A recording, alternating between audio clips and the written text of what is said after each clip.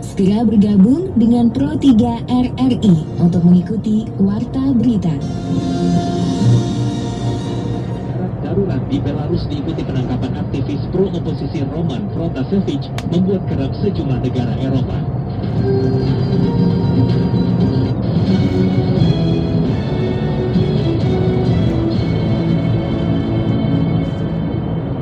Kementerian Pendidikan, Kebudayaan, Riset, dan Teknologi atau Kemendikbudristek meminta penerimaan peserta didik baru 2021-2022 dilakukan secara daring.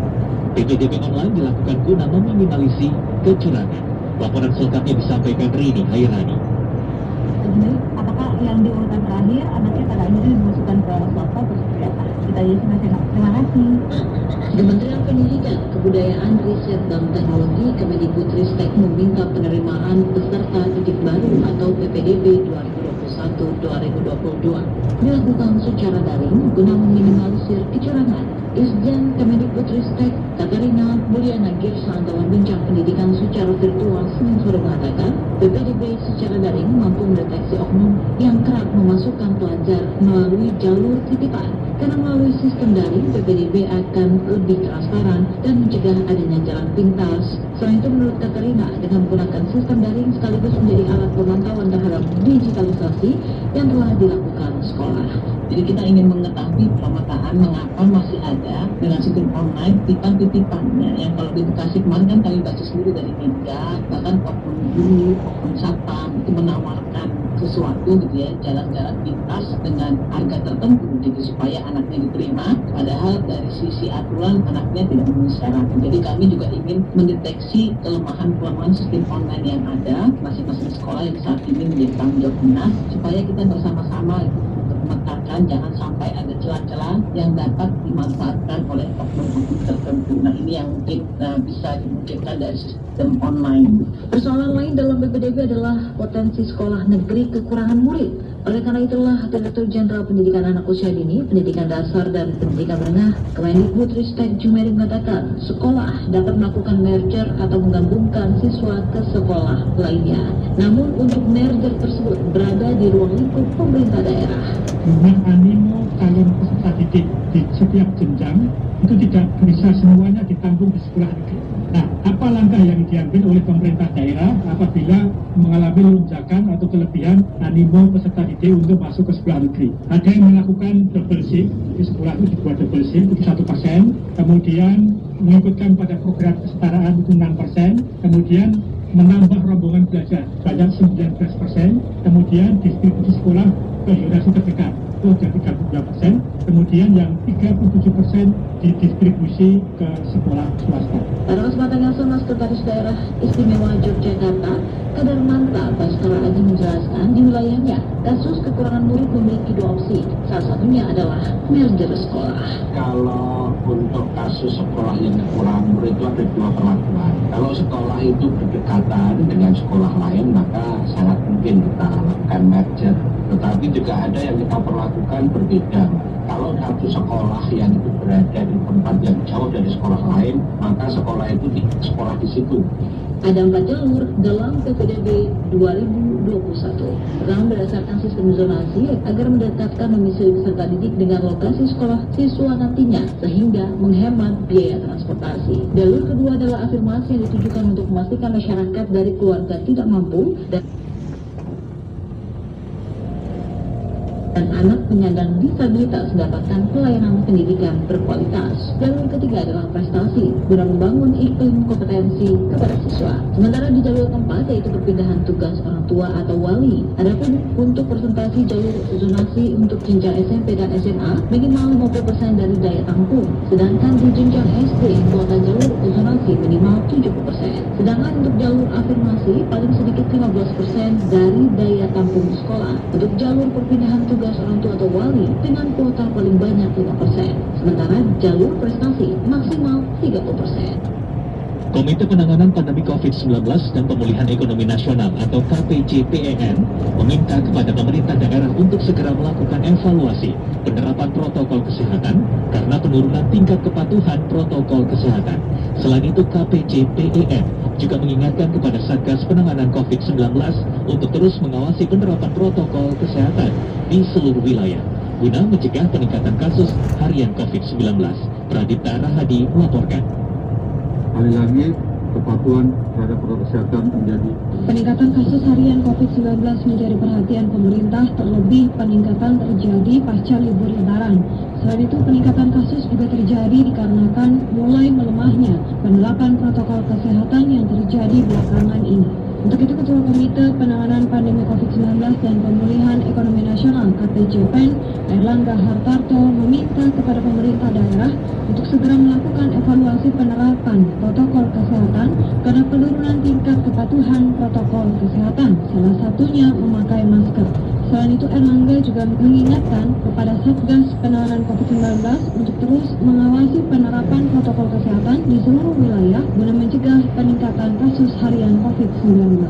Tingkat kepatuhan masyarakat, dilihat bahwa tingkat kepatuhan masyarakat menggunakan masker dari yang tadi disampaikan, Bali 88,89%, Jawa Timur 87%, DKI 65%, jadi DKI masih perlu ditingkatkan, Jawa Barat 73%, Jawa Tengah 75%, Riau 67%, Kepri 70%, dan Sumatera Utara 62,76%. Memang terlihat yang di bawah 70% itu tingkat aktifnya tinggi. Jadi ini yang harus diingatkan nanti Pak Kepala Satgas. Senada dengan Erlangga, Ketua Satgas Penanganan COVID-19 Doni Munardo mengatakan, selain pendisiplinan kembali penerapan protokol kesehatan, penguatan PPKM Mikro juga terus digaungkan oleh Presiden Joko Widodo agar terus dimaksimalkan, termasuk diantaranya mikro lockdown mulai dari tingkat yang terkecil. Tentang pentingnya PPKM Mikro, mari kita optimalkan strategi pemanfaatan PPKM Mikro. Dan posko diharapkan betul-betul bisa menjabarkan program-program yang telah disampaikan oleh pemerintah, baik itu yang berhubungan dengan karantina mandiri bagi mereka yang baru saja kembali dari bepergian, termasuk juga apabila ada 5 rumah yang terdapat positif COVID, maka inisiatif untuk melakukan mikro lockdown skala RT betul-betul dilaksanakan. Untuk diketahui, pemerintah juga sudah resmi memperpanjang pemberlakuan pembatasan kegiatan masyarakat PPKM skala mikro hingga 14 Juni 2021 mendatang. Kebijakan pemerintah memperpanjang PPKM mikro dan menambah jumlah provinsi pelaksana berdasarkan pada perkembangan kasus COVID-19 saat ini yang terjadi di 10 provinsi, seperti diantaranya DKI Jakarta, Aceh, Sumatera Utara, dan juga Kepulauan Riau yang mengalami peningkatan kasus harian. Dari Jakarta, Pradipta Rahadi, Pro 3 RRI. Kementerian Komunikasi dan Informatika tengah melakukan audit forensik terkait dugaan kebocoran data pribadi pengguna BPJS Kesehatan. Menteri Kominfo Johnny G. Plate menekankan pentingnya penyelenggara sistem elektronik untuk memperkuat sistem keamanan, termasuk perlindungan data pribadi. Safira Amalia melaporkan.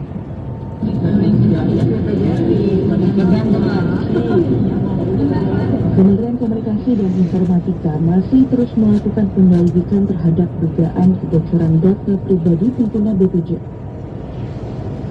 Kesehatan. Menteri Komunikasi dan Informatika Johnny G. Plate mengatakan, Plate tengah melakukan audit forensik untuk kasus potensi kebocoran data di institusi kesehatan tersebut. Ia juga menekankan pentingnya penyelenggara sistem elektronik atau PSE untuk memperkuat sistem keamanan termasuk perlindungan data pribadi.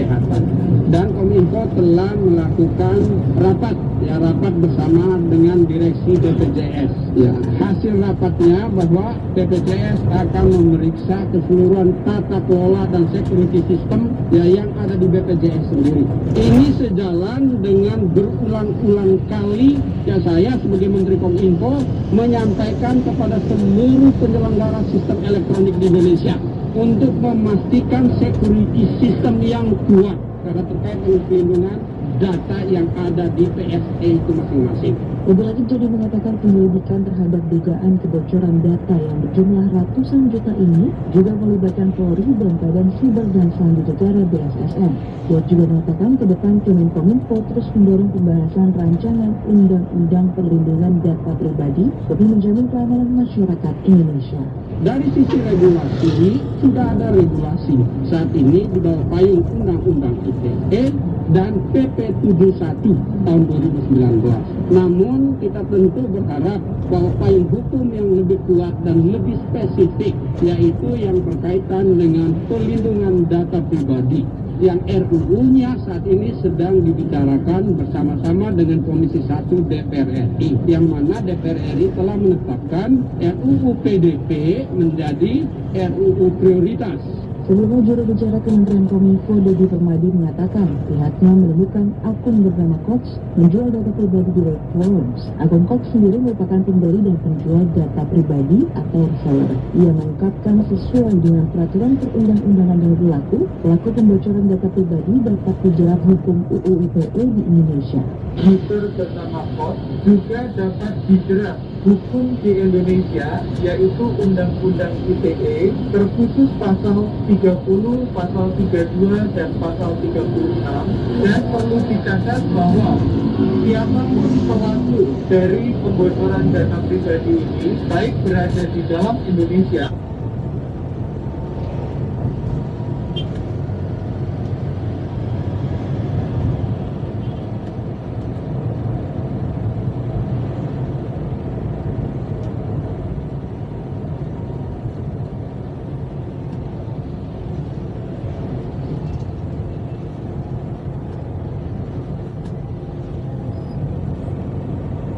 maupun di luar negeri, ia tetap dapat dijerat oleh produk hukum Indonesia karena Undang-Undang ITE bersifat ekstrateritorial.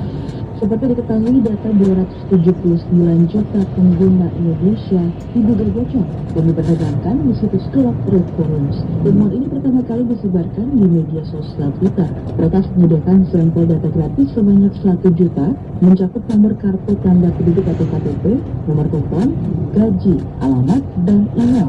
Berdasarkan informasi yang beredar, data tersebut juga termasuk milik penduduk yang sudah meninggal. Untuk itu, sebagai langkah antisipasi,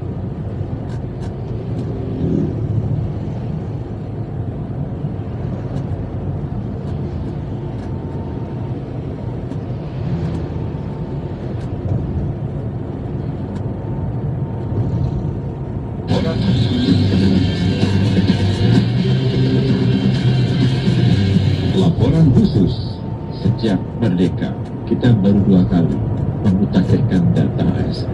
Badan Kepegawaian Negara menyatakan terdapat 97.000 data aparatur sipil negara yang masih misterius. Hal ini disampaikan oleh Kepala BKN Bima Haryo Wibisana dalam kegiatan kick-off pemutakhiran data mandiri ASN dan pejabat pimpinan tinggi non-ASN. Bima menyebut data ini telah ditemukan sejak pemutakhiran secara online yang dilakukan tahun 2014. Pada tahun 2014 kita melakukan kembali data ulang PNS, tapi pada saat itu kita sudah melakukannya secara elektronik dan dilakukan oleh masing-masing PNS sendiri, bukan dilakukan oleh Biro Kepegawaian, Biro SDM, BKD, BKPP, BKPSDM. Hasilnya apa? Hasilnya ternyata hampir 100.000, tepatnya 97.000 data itu misterius. Dibayarkan gajinya, membayar iuran pensiun, tapi tidak ada orangnya. Nah, dengan data itu, database PNS kita menjadi lebih akurat. Walaupun masih juga banyak yang belum mendaftar pada saat itu. Baru kemudian setelah beberapa waktu, bahkan bertahun-tahun kemudian, mereka mengajukan diri untuk mendaftar ulang sebagai PNS. Menanggapi masalah ini, Wakil Ketua Komisi 2 DPR RI Lukman Hakim mengatakan BKN harus memberikan penjelasan dengan rinci apa yang dimaksud dengan data ASN misterius atau ASN fiktif. Penjelasan ini akan membantu memberi pemahaman kepada pihak terkait untuk menelusuri jejak dari data para ASN tersebut. Ya itu tadi, pertama angkanya kan masih antara, tadi aku dengar ada yang bilangnya 97, ada yang bilang 100.000, ya kan? Nah ini yang benar yang mana? Atau sebelum yang benar yang mana? Yang dimaksud misalnya PNS fiktif itu seperti apa? Per misinya. Nah ini kan harus kita cek dulu semua. Sejalan dengan Lukman, anggota Komisi 2 DPR lainnya Hugua mengatakan BKN perlu memastikan kevalidan data dimaksud karena dikhawatirkan 97.000 data tersebut tidak seluruhnya murni misterius. Bisa jadi data ini didapatkan akibat kesalahan ASN mengisi data secara online. Jadi memang BKN dan tentu Kementerian Pan-RB atas nama pemerintah harus mencari tahu. Sebab itu kan uang negara yang dikeluarkan untuk membiayai ASN yang mengabdi kepada negara. Nah, tentu kalau memang itu tidak ditahu, harus dicari tahu apa memang benar fiktif atau justru ada orangnya cuma datanya yang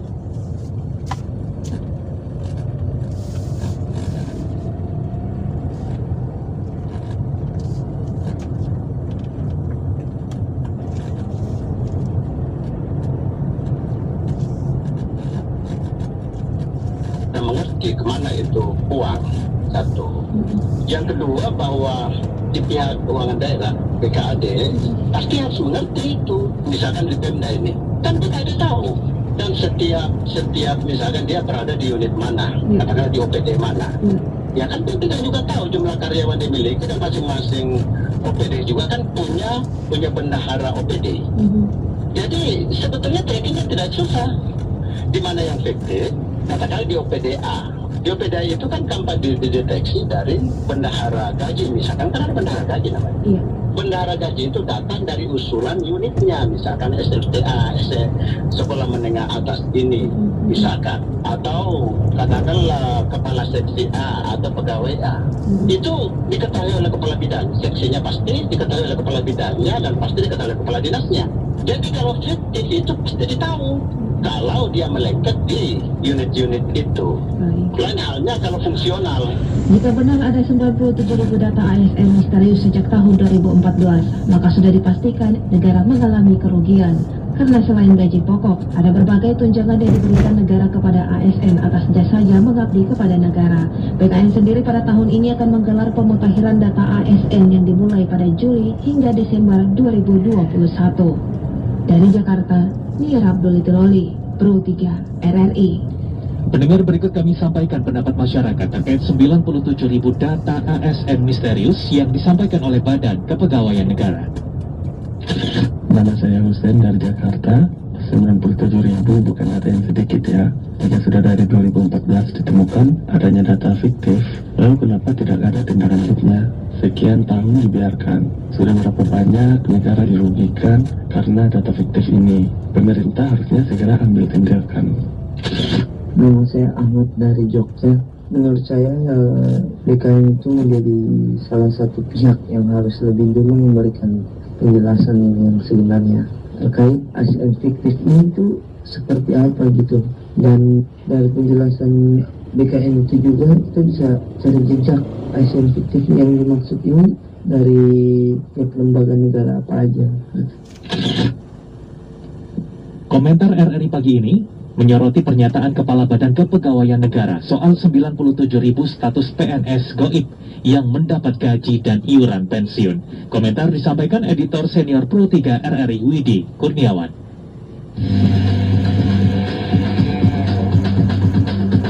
Editorial Pro 3. Selamat pagi pendengar. Ada dua hal yang perlu disoroti terkait pernyataan Kepala Badan Kepegawaian Negara Bima Harja Wibisana soal 97.000 data pegawai negeri sipil misterius hasil pendataan ulang tahun 2014. Pertama adalah tindak lanjut yang dilakukan oleh BKN dengan melakukan pembaruan sistem dan teknologi pengolahan data PNS. Ini penting dan lagi-lagi adalah soal data. Bertahun-tahun persoalan data sering menjadi masalah. Karena itu, BKN perlu terus didorong untuk memperbarui sistem dan teknologi pengolahan data. Bahkan, data tersebut harusnya detail dan termasuk data latar belakang PNS selama ini, aktivitasnya, dan juga kegiatannya sebelum menjadi PNS, dan berbagai kegiatan penunjang lainnya. Ini penting untuk mendapatkan rekam jejak yang tercatat dengan baik. Hal ini juga dapat dilakukan bagi pengembangan seorang PNS dalam karir dan program lainnya. sekali lagi, data adalah penting. Kedua adalah soal 97.000 PNS misterius yang terima gaji dan iuran pensiun pada tahun 2014. Kepala BKN Bima Haryawibisana perlu menyampaikan kepada publik soal aliran gaji dan iuran pensiunnya. Bila satu orang mendapatkan 5 juta rupiah termasuk tunjangan dalam 1 bulan, maka totalnya ada 485 miliar rupiah. Dalam 1 tahun mencapai 5,8 triliun. Ini kemana uangnya? Bila benar misterius, maka pasti ada yang terima. Bila tidak sah, berarti merupakan pelanggaran hukum. Dan bila tidak mengembalikan kepada negara, berarti merupakan tuntutan ganti rugi atau TGR. Dan bila tetap tidak dibayar kembali kepada negara, berarti menjadi tindak pidana kejahatan. Sebab 1.000 rupiah pun anggaran negara harus dipertanggungjawabkan secara benar sesuai peruntukannya. Ini penting ditelusuri dan bukan sekedar menyampaikan surat kepada instansi terkait, sebab kejadiannya sudah ada sejak tahun 2014. Kita berharap pendataan PNS semakin baik di kemudian hari oleh Badan Kepegawaian Negara. Demikian komentar, selamat pagi.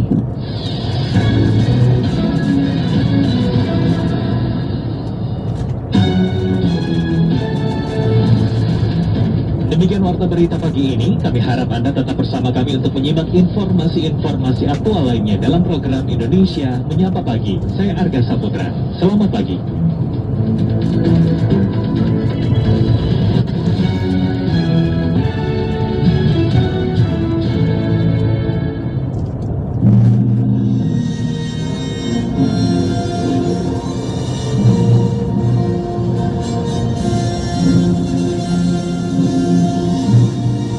Baru saja Anda ikuti Warta Berita dari Pro 3 RRI. Kini kita kembali ke 95 FM Radio In.